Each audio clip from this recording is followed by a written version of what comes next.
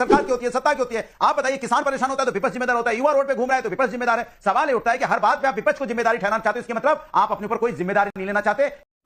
ये बड़ी अच्छी बात कही आप।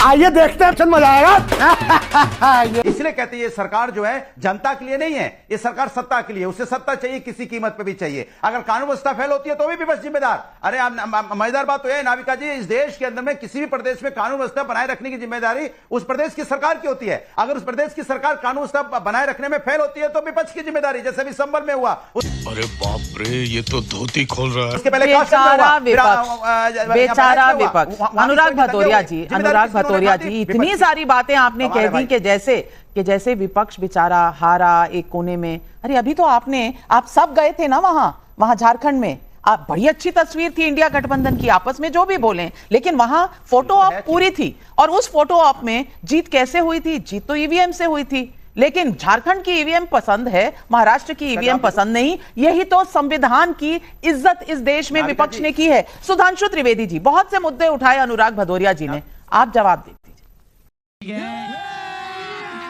अभी मजा आएगा ना भिड़ो। देखिए, अनुराग जी ने जो बात कही, हम विपक्ष से सवाल नहीं करते हैं। विपक्ष ये भूल जाता है कि वो अनेक राज्यों में सत्ता पक्ष में है।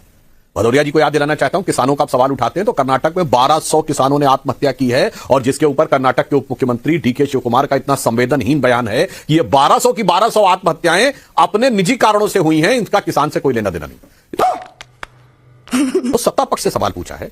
यदि कर्नाटक के अंदर आप कांग्रेस सत्ता में है, कांग्रेस के एक नेता की बेटी नेहा हीरामत का कत्ल सरेआम हो जाता है और कर्नाटक का गृह मंत्री यह कहता है नहीं वो तो उनकी आपसी लड़ाई थी, इसको कोई मुद्दा नहीं बनाना चाहिए, तो सवाल होता है क्योंकि आप वहां सत्ता में हैं।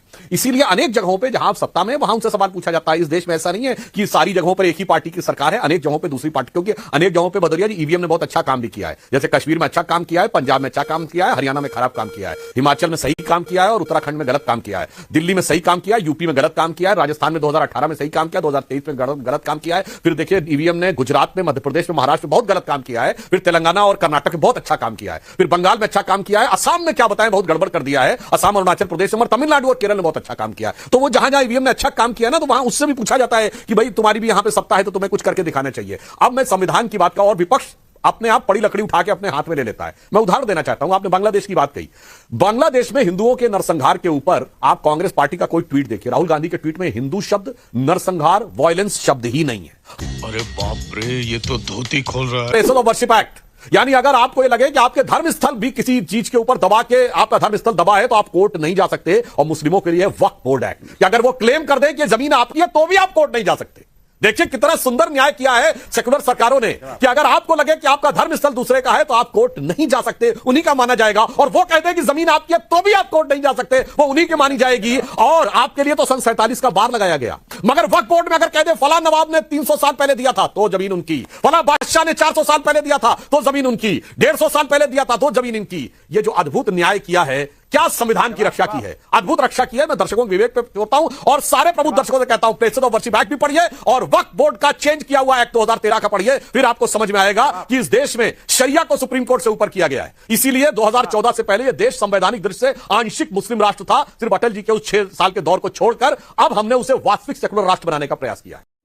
ये बड़ी अच्छी बात कही आप।